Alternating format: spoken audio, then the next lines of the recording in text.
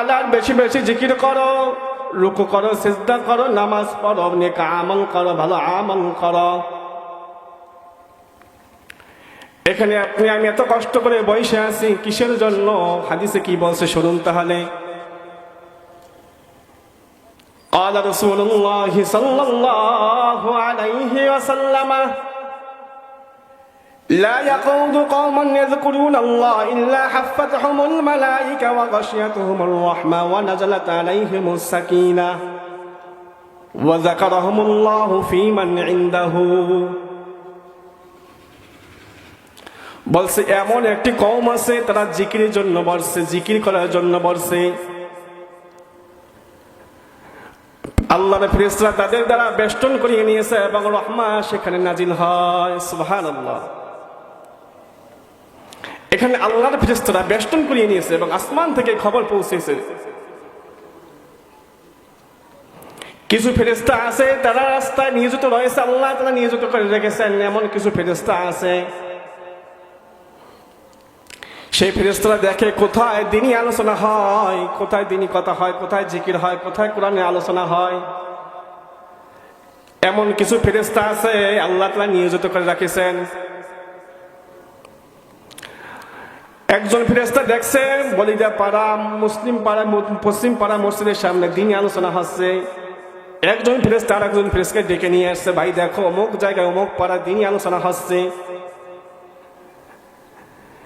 ওই ফেরেশতারা একজন একজনকে বলে এভাবে আসমান ভাবে চলে যায়। আল্লাহ বলে ও ফেরেশতারা কি খবর নিয়ে আসছো আমাকে বলো। আল্লাহ ফেরেশতারা বলে ও আল্লাহ অমুক গ্রামে অমুক পাড়ায় আপনার কিছু গুনাহগার বান্দা তারা দ্বীনি কিছু আলোচনা করতেছে এবং কিছু দ্বীনি কথা শুনতেছে। আল্লাহ বলে ও ফেরেশতারা তোমরা কি জানো ওই সমস্ত বান্দা কিসের জন্য দ্বীনি আলোচনা শোনে, কিসের জন্য দ্বীনি কথা বলে? আল্লাহ আপনাকে রাজি খুশি করার জন্য দ্বীনি কথা বলে এবং দ্বীনি কথা শোনে। আল্লাহ বলে ফেরেশতাদের নিকট ও ফেরেশতারা আমাকে কি তারা দেখছে? আমরা কি আল্লাহকে দেখেছি? আল্লাহ বলে ও ফেরেশতারা আমাকে কি তারা দেখছে? ফেরেশতা বলে না, আল্লাহ আপনাকে দেখে নাই। যদি আমাকে দেখতো তাহলে ওই সমস্ত বান্দা কি করতো বলো? ফেরেশতারা বলে আল্লাহ যদি আপনাকে দেখতো তাহলে অধিক পরিমাণ জিকির করতো, আপনার ইবাদত করতো, কুরআন তিলাওয়াত করতো, নেক আমল করতো। ও ফেরেশতারা তারা চাই কি বলো, তারা চাই কি শোনো। আমরা সবাই কি চাই? জান্নাত চাই না? ফেরেশতারা আল্লাহ নিকট বলে আল্লাহ ওই সমস্ত বান্দা আপনার নিকট জান্নাত চায়। আল্লাহ বলে ও ফেরেশতারা তারা কি জান্নাত দেখছে কিনা? ফেরেশতারা বলে আল্লাহ না, তারা জান্নাত দেখে নাই। যদি জান্নাত দেখতো তাহলে কি করতো বলো? আল্লাহ যদি তারা জান্নাত দেখতো তাহলে বেশি বেশি নেক আমল করতো, আপনার কথা স্মরণ করতো। ও ফেরেশতারা আর তারা কি চায় আজকে আমাকে বলো। ফেরেশতারা বলে আল্লাহ এরা আপনার নিকট জাহান্নাম থেকে বাঁচতে চায়। আল্লাহ বলে ও ফেরেশতারা তারা কি আমার জান্নাত দেখছে কি দেখে নাই? আল্লাহ আপনার বানানো জান্নাত জাহান্নাম কিছুই দেখে নাই।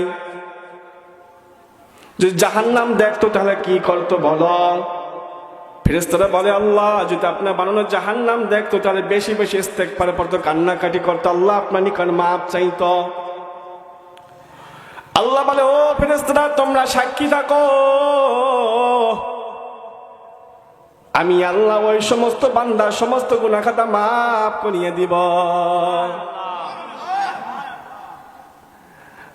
আমি কেউ আল্লাহকে দেখি নাই, জান্নাত দেখি নাই, জাহান্নাম দেখি নাই,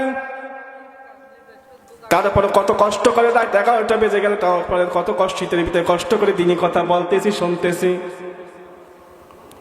আল্লাহ বলছো ফেরেশতারা আমি ওই সমস্ত বান্দাদের মাফ করে দিলাম যে সমস্ত বান্দা দিনই মজলিসে বসে আছে। সুবহানাল্লাহ। এবং ফেরেশতা বলল আল্লাহ এমন কিছু গুনাহগার বান্দা আছে ওই মজলিসে বসে আছে, তাদের কি মাফ করবেন? আল্লাহ বলবো, ফেরেশতা, যেই সমস্ত বান্দা মজলিসে বসলো এবং দিনী কথা তাদের কানে গেল, আমি তাদেরও মাফ করিয়ে দিলাম। সুবহানাল্লাহ। তাই আল্লাহ তাআলা মাফ করবে কি করবে না? কত কষ্ট করে এই রাত্রে বসে আছি, রাত 11টা বেজে গেল শীতের মৌসুমে। এই জন্য আল্লাহ তাআলা বলছেন, ইয়া আইয়ুহাল্লাযীনা আমানু রুকউ ওয়াসজুদু ওয়া'বুদু রাব্বাকুম ওয়াফআলুল খায়রা লাআল্লাকুম তুফলিহুন। হে আমার ঈমানদার বান্দাগণ, তোমরা রুকু করো, সিজদা করো, ভালো আমল করো, তাহলে তোমরা সফলকাম হতে পারবে। এই রুকু সিজদা দ্বারা কি বুঝাইছে? তাফসীর ইবনে কাসির নিয়ে আসছেন, রুকু সিজদা দ্বারা বোঝা হলো রুকু করার সাথে রুকু করো, সিজদার সাথে সিজদা করো, অর্থাৎ ইমাম সাহেবের সাথে নামাজ পড়ো। যদি নামাজ পড়ো তাহলে আল্লাহ তাআলা অবশ্যই তোমার গুনাহ খাতা মাফ করবেন। সুবহানাল্লাহ। নামাজ পড়লে কিভাবে গুনাহ মাফ হয়, দুই একটা ঘটনা বললে আপনারা বুঝতে পারবেন হাদিসের মাধ্যমে। মিশকাত শরীফের হাদিস, আল্লাহ রাসূল সাল্লাল্লাহু আলাইহি ওয়াসাল্লাম বলেছেন, একদিন ফজরের নামাজের পরে আল্লাহ রাসূল সাল্লাল্লাহু আলাইহি ওয়াসাল্লাম নামাজ পড়ে যখন বের হলেন, তখন দেখলেন গাছ থেকে কিছু পাতা পড়তেছে, ঝরে পড়তেছে। শীতের মৌসুম পাতা পৌঁছর পড়ে না? সাথে ছিল আবু যর রাদিয়াল্লাহু তাআলা আনহু। আল্লাহ রাসূল সাল্লাল্লাহু আলাইহি ওয়াসাল্লাম বললেন, হে আবু যর। আবু যর বলল, ইয়া রাসূলুল্লাহ, ইয়া হাবিবাল্লাহ, লাব্বাইক ইয়া রাসূলুল্লাহ, ইয়া হাবিবাল্লাহ। আল্লাহ রাসূল বলেন, ও আবু যর, এদিকে আসো। আল্লাহ রাসূল সাল্লাল্লাহু আলাইহি ওয়াসাল্লাম একটি গাছের ডালে হাত দিলেন, দেখেন পাতা অনেক ঝরতেছে, পড়তেছে। আল্লাহ রাসূল সাল্লাল্লাহু আলাইহি ওয়াসাল্লাম বললেন, ও আবু যর, দেখো, কোন বান্দা যদি কোন ঠিক মতো নামাজ পড়ে, 5 ওয়াক্ত নামাজ পড়ে, তবে অবশ্যই আল্লাহ তাআলা তার গুনাহকে এভাবেই মাফ করিয়ে দেন। সুবহানাল্লাহ। এত সুন্দর হাদিস আল্লাহ রাসূল সাল্লাল্লাহু আলাইহি ওয়াসাল্লাম বলেছেন। অন্য এক হাদিসে নিয়ে আসছেন, রাসূল সাল্লাল্লাহু আলাইহি ওয়াসাল্লাম কিছু সাহাবাদেরকে নিয়ে সামনে বসলেন এভাবে। আল্লাহ রাসূল সাল্লাল্লাহু আলাইহি ওয়াসাল্লাম বললেন, ও সাহাবায়ে কেরাম, একটি প্রশ্ন উত্তর দাও তোমরা। সাহাবেরা বললেন, ইয়া রাসূলুল্লাহ, কি প্রশ্ন, আপনি আমাদেরকে বলুন। তো আল্লাহ রাসূল সাল্লাল্লাহু আলাইহি ওয়াসাল্লাম বললেন, ও সাহাবায়ে কেরাম, তোমরা শোনো, ভালো করে শোনো। কারো বাড়ির সামনে যদি একটি নহর থাকে, পানির পুকুর থাকে, ওখানে যদি প্রতিদিন 5 বার গোসল করে, তার গায়ে কি ময়লা থাকবে কি থাকবে না? বলেন, থাকবে কি থাকবে না? প্রতিদিন 5 বার গোসল করবে। সাহাবায়ে কেরাম বললেন, ইয়া রাসূলুল্লাহ, ইয়া হাবিবাল্লাহ, যদি কোনো ব্যক্তি প্রতিদিন 5 বার গোসল করে, তার গায়ে কোনো ময়লা থাকবে না। আল্লাহ রাসূল সাল্লাল্লাহু আলাইহি ওয়াসাল্লাম দৃষ্টান্ত দিয়ে বললেন, মিসাল দিয়ে বললেন, কোন ব্যক্তি যদি 5 ওয়াক্ত নামাজ পড়ে, আল্লাহ তাআলা তার গুনাহকে এভাবেই মাফ করে দেবে, যেভাবে গোসল করলে তার গায়ে কোনো ময়লা থাকে না। সুবহানাল্লাহ। এত সুন্দর করিয়া আল্লাহ রাসূল সাল্লাল্লাহু আলাইহি ওয়াসাল্লাম বললেন, যাতে করে এই উম্মাত গোমরা না হয়, সঠিক পথে যায়, এই জন্য বলিয়েছেন।